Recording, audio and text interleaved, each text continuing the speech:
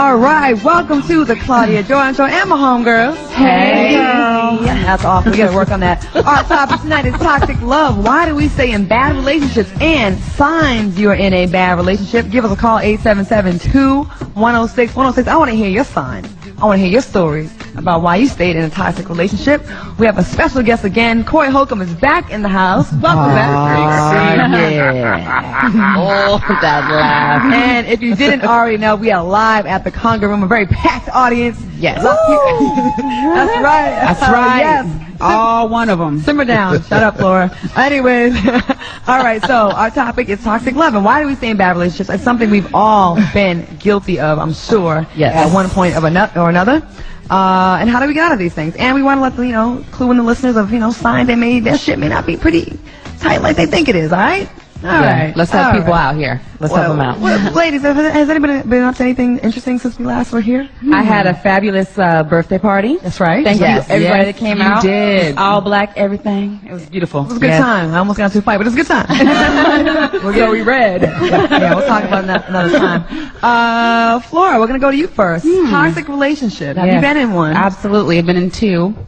That's right. And the most recent, I just kicked the dude out the house. But yeah. Did you kick him out or did he go back to his wife? No, I kicked him out. He was not married. This was single. The other one prior to that one was single. The one in between was the dude from February. Well, from what he told me. Exactly. Y'all motherfucking liars to begin with. But yeah. Oh. From what he has told me, he was single. And yeah, I kicked him out. Okay, so what made you finally get out of it? Well, he wasn't home very much. And he kept spending more and more time at the gym. Like 3, 4, 7, 8 hours at the gym. Oh, he's gay. He's a homosexual, right? Great. All right. Shout out to the homosexual. Did his body? Maybe. I mean, was he buff? Or he was hanging out with his other girlfriend. He was Right. Could be. What do I know?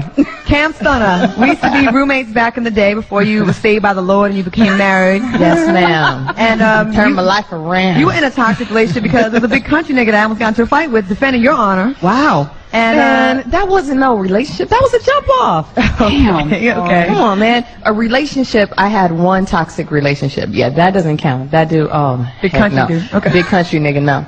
Okay, but my one toxic relationship was with my first baby daddy. That sounds very chicken-headed. And, I know you're not a chicken-head, but it sounds chicken-headed-ish. And I'm just keeping it real. You're married now. You're married now. But I'm just keeping it real. It don't mean I'm married, but I still keep it real. You know? Right. You're What supposed to happened? do that, right, Corey?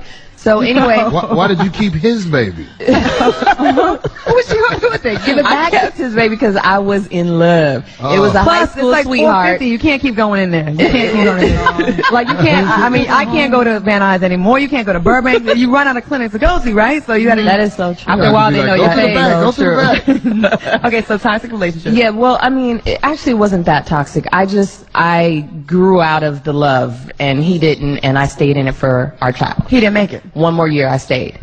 Nah, he didn't make the cut. Okay. What are you gonna do? Tina Davino, you Yes. disclosed information like you've had a guy pour Kool-Aid down your head. Yes. And lots of other things. Wasted good Kool-Aid, but you were in a toxic relationship. Corey, you can Definitely. chime in whenever you want. He was, a weed head. you go. He was a bad boy. He was everything that I shouldn't have, and I felt very rebellious in dating him. I felt like I was being a bad girl for once because I've always been kind of a slightly goody two shoes outside of the bedroom. He was everything that my mom didn't want me to date, and I just. Corey, What, Corey? What? He spilled Kool-Aid on her head, though. He did. He did. I just said, ladies, come on, y'all too old to be getting Kool-Aid Hey, spilled on your this head. is the Oh, past. you This is the picked past. it. This is before we She grew. said this just happened, right? No. This is the past. This is the About past. 2 years ago, huh? Like No. 6, 7 years ago. Say it was further along. Like, say it was like 10 Yeah, it was like 10 years ago. 10 years ago. There you go. That's Yeah, safe. she was lying there. That's I safe. pick up on it. Shelly Rio, one of your baby daddies was also One of them? Yes. She had 2 different baby daddies? Yes, they do. What's wrong with that? Oh, Listen, yeah. my Oh. first one I was like 18, 19, so that doesn't count. I wouldn't know about it. What do you mean your You first know? child didn't count? No, my first child counts. I got a father doesn't count. This is a female Tiger Woods right here.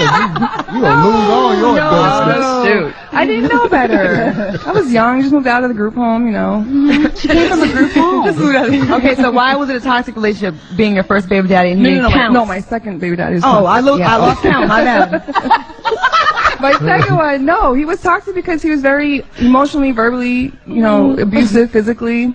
He was an a-hole, and I moved out here. So you reject discipline, is that what you saying? No, Is that what you he would call like literally, he'd wake up and smoke weed all day, all night. Like he was never home. I didn't know anybody in LA. Now, was he smoking the weed before you got pregnant, or did you just notice after you got Oh pregnant? no, he was smoking weed the day I met him.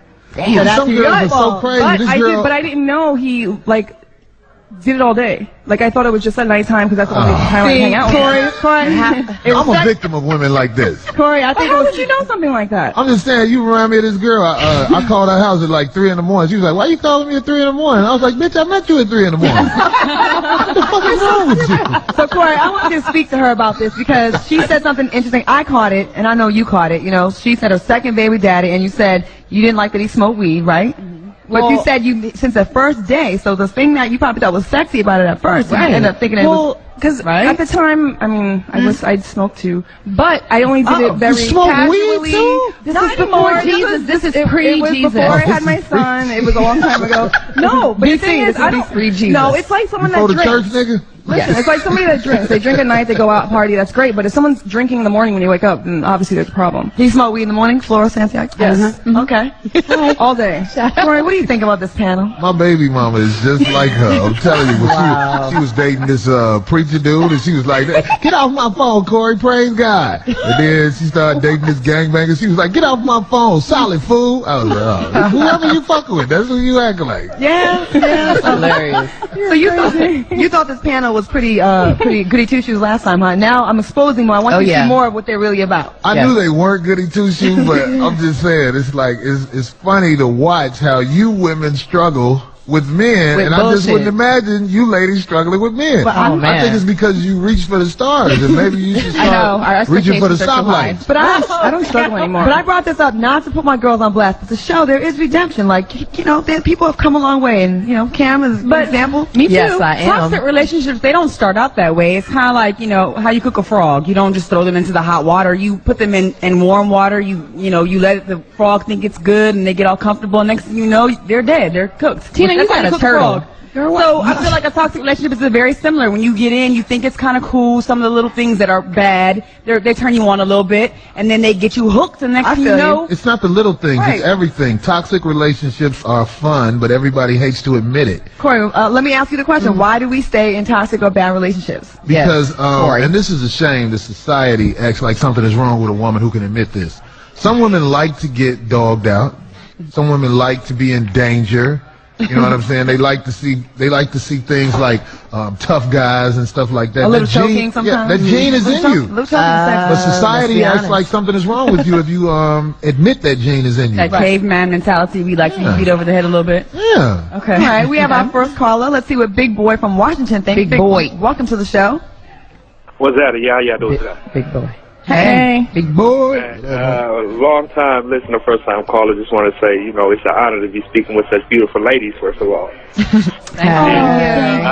Corey Holcomb, you my nigga, greatest comic guy. I just want to thank you for saving me from 50. I took her to Magic Mountain. You know how that go.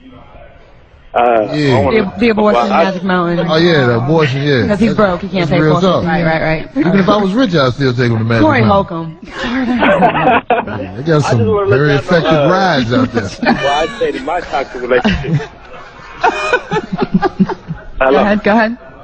Yeah, basically, man, you know, the bra, she could give head that made me want to cuss out my mama, man. That's the only reason I take. That's why you stayed in a toxic relationship. Because of the Oh yeah. All righty, Jay. Oh yeah. But why was it toxic? What was wrong with her? Oh man, LS excessive. She tried to stab me. Oh my gosh. That'll do it. He's like, Yeah, put that knife down and come in here. So after she tried to stab you, you let her give you fellatio again? listen, it was so crazy. You was a dumb nigga. For real. Yeah. You won't let her stab you, That'll but you make no put your sense. dick in her mouth. That don't make no sense. Yeah, that's your bad. Okay, we gotta go to something more poetic. You have something to say, Corey? No, just saying, if you're just speaking bluntly, if your dick is hard, they can't bite it off. But if you get non-erect, I beg to differ. no, you can't bite it off if it's hard. You can bite off the tip, but the middle part, How do you know? fuck your teeth up, depending on who you fucking with. Wait, how do you know that, Corey? I'm Corey, wondering how you know know. Okay. If you can bite off a hard dick, you a motherfucker. All right. You an animal. I like that though. We have a